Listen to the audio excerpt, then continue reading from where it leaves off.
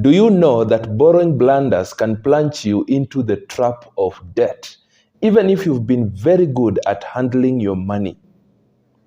I have categorized borrowing blunders into 3 large categories, and today we look at the first category. Welcome to Money Reflections. I am your debt and money management coach, Roy Okonji. The first set of blunders as you get into debt is what I call blunders before borrowing. Even before you have approached your lender, even before you have decided who you are going to borrow from, at the point when the idea of borrowing has come to you, at the point where you have just conceived the idea that you can utilize debt to sort out whatever it is that is troubling you, whatever it is that you want to utilize debt for, at that point of inception, at that point where the idea has been conceived, you can actually make some blunders that will be costly. Some blunders that will make your debt management after getting your money to be a bit difficult. And I will tell you about 2 of these blunders before borrowing. And the first one is failure to qualify the purpose of your borrowing. At the heart of every borrowing, there is always a purpose. There is always a reason. There is something that is pushing you into borrowing. There is something that is making you say you would want to utilize some debt, some borrowed funds to sort out that thing. All right?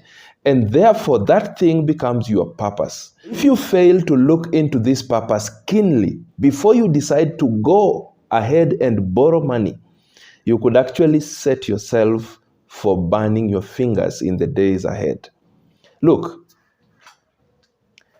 at the point when the idea has come to your head, there are some questions you need to ask yourself. And if you fail to ask yourself this question, and unfortunately many of us rarely ask ourselves these questions. For many of us, when the idea to borrow comes, we are quick to head into the lender's office, we are completing forms, and we are eager to get the money. But there are some questions we must ask ourselves. For example, is this reason good enough for borrowing? Will it leave me better than I am today? And especially in the long run, is it a reason that I will later on look back and be happy that I actually went for debt for that particular reason? You should ask yourself questions like, must I borrow for this reason? And if I must borrow, must it be now? Can it wait? Do I have alternatives for this reason? Because debt is not free money. Debt comes at a cost, and therefore these considerations must be put in place. It is at this point that you also ask yourself, how much is this purpose worth? In other words, how much will I need to borrow to execute this reason?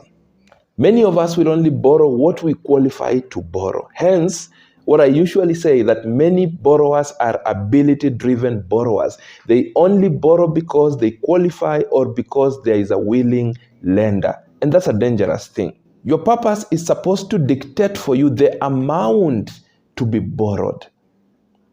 If your reason for borrowing demands 100,000 shillings, you ask yourself, out of these 100,000, how much do I have? Maybe 10,000. So how much do I need to borrow for this purpose? 90,000. And that is the amount that will take you to the lender. Even if the lender tells you that they can give you 1,000,000, you will smile and tell them that you will come when you will need the rest. But for today, you only needed 90,000. You must also ask yourself this crucial question: who am I borrowing for? Now, when I ask this question, I do not mean who you will give the money after it has been disbursed to you. I know there are people who borrow money and give to other people. I know people get into arrangements where one borrows and the other one will be helping them to repay. And some people have suffered out of this. But I am talking about the reason that took you into borrowing. Where did you get it from? Where did you get the inspiration to want to do this thing that is now sending you into borrowing. I have argued that if you borrow to do something because you want to compare yourself with other people or to compete with other people, then you are borrowing for those people. You are not borrowing for yourself. For you to go far in debt, if you want to utilize debt and go far, then you must learn to borrow for yourself. Now, here is my argument, and I like using this example, that if we work together in the same office and you see me with a very nice phone, and tomorrow you want to have a similar phone so that you look like me, or you want to have a better phone than mine so that you can compete with me, but you don't have the money to buy this phone today, and then you remember that you can borrow some money, and you actually go ahead and borrow money to buy a phone like mine so that tomorrow you can flash it out in front of me for me to see that you also can have a phone like mine, then you have borrowed for me. How do I know that you have borrowed for me? Now, the day you are bringing it to the office, just before you flash it out, if I flashed out a better phone, you get frustrated, you get disappointed. That means that you did not borrow for yourself. The phone you bought is not actually your phone. You bought it because you wanted to use it as a tool of comparison, as a tool of competition. Now, borrowing for other people is dangerous. I'm not by any stretch of imagination trying to insinuate that you should not be inspired by other people. It is good to be inspired by others, but always learn to customize the inspiration to suit your financial and life realities.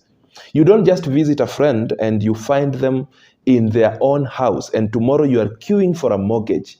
You will burn your fingers because you're not borrowing for yourself. You're borrowing for them because you want that when they visit you next time, they also find you in your own house. But you don't know their story. Maybe they didn't even go for a mortgage. Another blunder that you can make before borrowing is failure to analyze the impact of the proposed borrowing. Now, this is a blunder that very many people make. Very many people, just because a lender has said you can qualify for amount X, will actually go ahead and borrow amount X. But I have also argued that just because a lender has told you you qualify for amount X, it does not necessarily mean that you actually qualify for that amount. According to the lender, because the lender will analyze the documents presented to them. If you are employed, the lender is looking at your payslip, the lender is looking at your bank statement, and the lender using those documents will tell you that according to your payslip, you can qualify for amount X. But the truth is known by you that probably the payslip shows that you have some room for borrowing, but you know that there are some other deductions happening outside the payslip. The payslip might actually be saying that you have a net of 20,000 shillings when you actually have other debts that are deducting 19,000. That means your true net is 1,000 shillings. Yet, just because a lender has told you that based on the payslip you qualify for this amount, you are quick to borrow the amount, to apply for the amount. You will burn your fingers. You will burn your fingers. So what am I talking about here? There is this blunder where we fail to ask ourselves, how will I survive when deductions are loaded? In other words, the amount that the lender wants to deduct at the end of the month, what was it doing in my budget? Once they deduct it, how am I going to survive? And that is the first test of true affordability. That once you have borrowed and deductions have started, you should not find yourself in deep trouble, pushing you into further borrowing elsewhere because you forgot about something that was very important. Very many people, after they borrowed and deductions have been loaded, that is the time they discover that the money they committed to the loan was actually money for rent, was actually money for school fees or part of the money thereof. And that is when trouble begins. Because the thing they forgot is an important thing. The landlord is looking at them, or the schools have opened, and therefore they must go and borrow from another place for them to be able to do that which the repayment amount was doing in their budget. So you must ask yourself that question.